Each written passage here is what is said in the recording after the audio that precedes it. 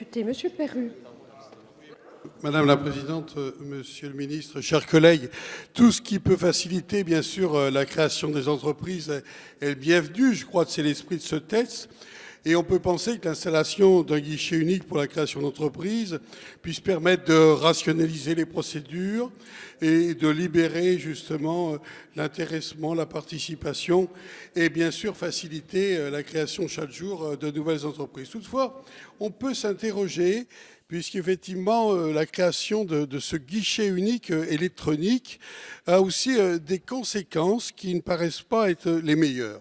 Je pense à tous ces dossiers déposés qui ne seront réputés réguliers et complets et par conséquent conformes juridiquement qu'à partir du moment où l'ensemble des organismes destinataires auront pu en contrôler la régularité ou en apprécier la validité conformément à leur mission.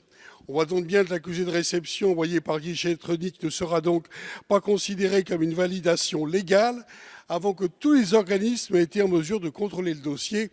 Et bien évidemment, il nous faudrait un certain nombre d'assurances. Est-ce que ça va aller mieux dans le cadre de cette procédure que ça allait par le passé ? Pas forcément, je crois que c'est toute la question que l'on peut se poser, d'où l'inquiétude qui a pu être exprimée par un certain nombre de députés dans les propos qui m'ont précédé. Merci, Monsieur le député.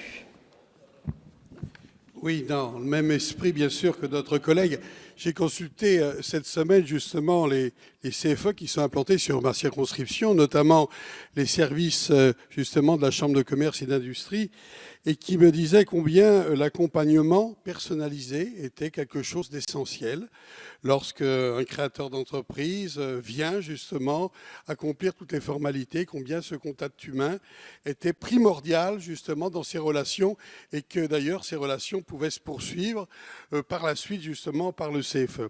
Alors c'est vrai que ce risque de perte d'accompagnement me préoccupe, nous préoccupe, et c'est la raison pour laquelle effectivement nous vous alertons sur ce sujet, parce que vouloir évoluer sur une dématérialisation ne va-t-elle pas justement éloigner le créateur, celui qui a besoin de conseils, qui a besoin d'être aidé, justement d'un système justement qui apportait satisfaction, même si vous l'avez souligné, bien évidemment, il y avait un certain nombre de contraintes, un certain nombre de délais.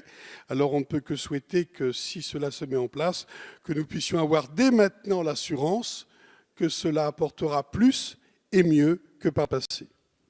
Monsieur Perru, le 2090. Oui, moi je crains que cette dématérialisation, elle a justement à l'encontre de nos chambres consulaires. Nos chambres consulaires que sont les chambres de commerce et industrie, les chambres des métiers de l'artisanat et les chambres d'agriculture. Et justement, lorsqu'on veut créer son entreprise, qu'est-ce que l'on fait? Quel est le premier conseil, notamment dans le domaine agricole?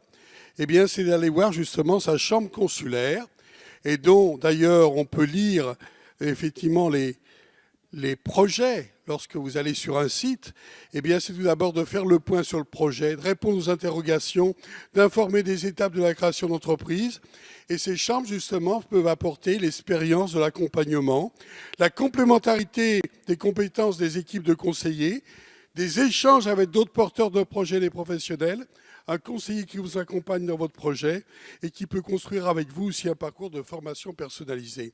Si je dis tout ça, c'est parce que la machine, en quelque sorte, le fait de pouvoir envoyer tous ces documents de manière dématérialisée ne remplacera jamais ce contact humain, Monsieur le Ministre, que l'on peut avoir.